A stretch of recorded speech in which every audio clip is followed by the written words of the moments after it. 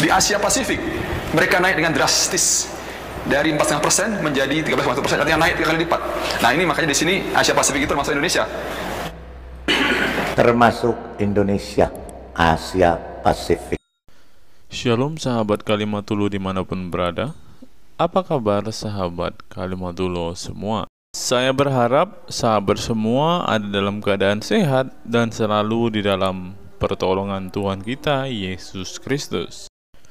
Terus dukung perkembangan channel ini dengan cara like, komen, dan subscribe.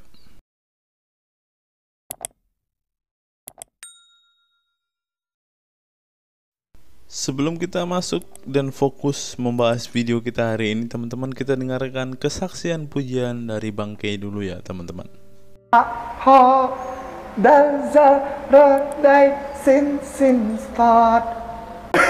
Kasih itu lemah lembut, sabar sederhana. Oh alangkah indahnya, oh alangkah eloknya, bila saudara seiman hidup dalam. Oh, langsung banyak yang nyambung.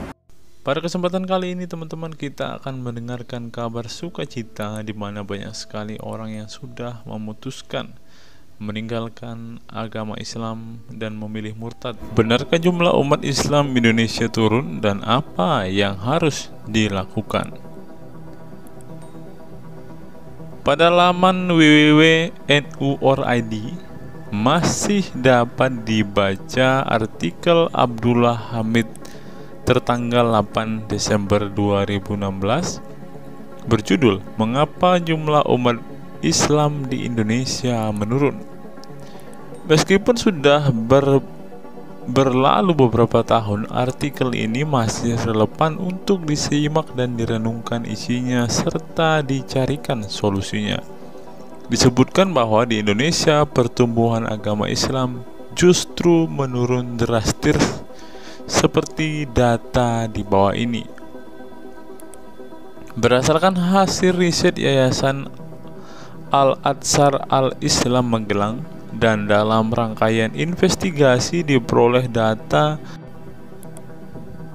bahwa mulai tahun 1999 sampai tahun 2000 Kristen dan Katolik di Jateng telah meningkat dari 1-5% di awal tahun 1990, kini naik drastis 20-25% dari total jumlah penduduk Indonesia. Yang kedua, dari laporan riset Departemen Dokumentasi dan Penerangan Majelis Agama Wali Gereja Indonesia sejak tahun 1980-an, setiap tahunnya laju pertumbuhan umat Katolik 4,6%, Protestan 4,5%, Hindu 3,3%, Buddha 3,1%, dan Islam hanya 2,75%. Yang ketiga, dalam buku Gereja dan Reformasi penerbit Yakoma PGI tahun 1999 oleh Pendeta Y. Wanggoe dijelaskan jumlah umat Kristiani di Indonesia dari riset telah berjumlah lebih dari 20%. Sedangkan menurut data Global Evangelism Movement telah mencatat pertumbuhan umat Kristen di Indonesia telah mencapai 40 juta orang, 19% dari total jumlah penduduk Indonesia. Yang keempat, BPS Badan Pusat Statistik Indonesia melaporkan penurunan jumlah umat Islam di Indonesia. Contohnya di Sulawesi Tenggara turun menjadi 1,88% dalam kurun waktu 10 tahun. Demikian pula di Jawa Tengah, NTT, dan wilayah Indonesia lainnya. Yang kelima, dalam Kiblat Garut 26 Juni 2012, Menteri Agama Republik Indonesia saat itu Surya Dharma Ali mengatakan, dari tahun ke tahun jumlah umat Islam di Indonesia terus mengalami penurunan. Padahal di sisi lain jumlah penduduk Indonesia terus bertambah. Semula jumlah umat Islam di Indonesia mencapai 95% dari seluruh jumlah rakyat Indonesia.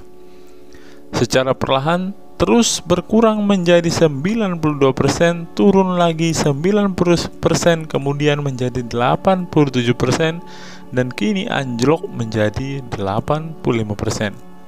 Yang keenam, menurut data Mercy Mission, sebanyak 2 juta Muslim Indonesia murtad dan memeluk agama Kristen setiap tahun. Jika ini berlanjut, diperkirakan pada tahun 2035 jumlah umat Kristen Indonesia sama dengan jumlah umat Islam. Pada tahun itu, Indonesia tidak akan lagi disebut sebagai negara dengan penduduk mayoritas Muslim. Ditulis dalam artikel tersebut, akankah kita, umat Islam, akan diam, membiarkan populasi Muslim tergerus oleh waktu karena ulah umat Islam sendiri? Bangkitlah, berdakwalah ala Wali Songo ke pelosok Nusantara dengan menunjukkan kepada masyarakat bahwa Islam benar-benar agama rahmatan lil alamin, sebagaimana yang diperkenalkan Rasulullah SAW. Nah, ini dari sumber Islam sendiri, teman-teman. Mereka sudah mulai bergerak, sudah mulai ketakutan, dan sudah mulai kejang-kejang karena banyak sekali umat Islam yang sudah meninggalkan agama ini, teman-teman.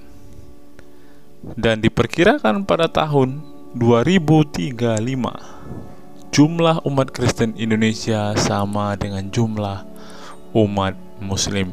Nah, ini dilansir langsung oleh sumber NU, teman-teman. Jadi saudara-saudara Muslim kita lah yang menulis data ini. Jadi saudara-saudara Muslimku, mari lihat fakta yang sebenarnya. Ini bukan hoax. Ini saya temukan dari artikel yang ditulis oleh saudara-saudaramu yang ada di NU.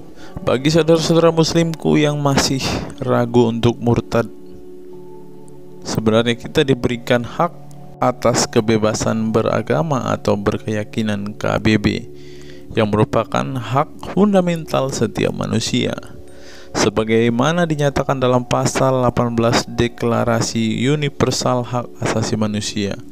Kebebasan untuk mengubah agama atau kepercayaannya mencakup kebebasan untuk mengubah agama atau kepercayaannya, yang pada gilirannya mencakup hak untuk meninggalkan agama sepenuhnya dan hak untuk secara bebas mengidentifikasi diri dengan label apapun yang cocok untuk individu, termasuk ateis, humanis, agnostik, dan lain-lain.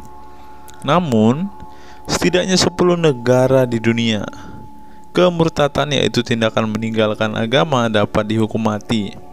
Negara-negara tersebut adalah Afghanistan, Brunei Darussalam, Iran, Malaysia, Maladewa, Mauritania, Qatar, Arab Saudi, Uni Emirat Arab, dan Yaman. Nah, di sini nggak ada Indonesia, teman-teman. Jadi teman-teman yang pengen murtad, silahkan murtad. Karena Ustadz mau berkata, jangan takut murtad dong. Oleh karena itu, yuk sekarang kita berpikir, jangan takut murtad dong. Jangan takut murtad dong. Daripada kamu mempercayai sesuatu yang tidak benar.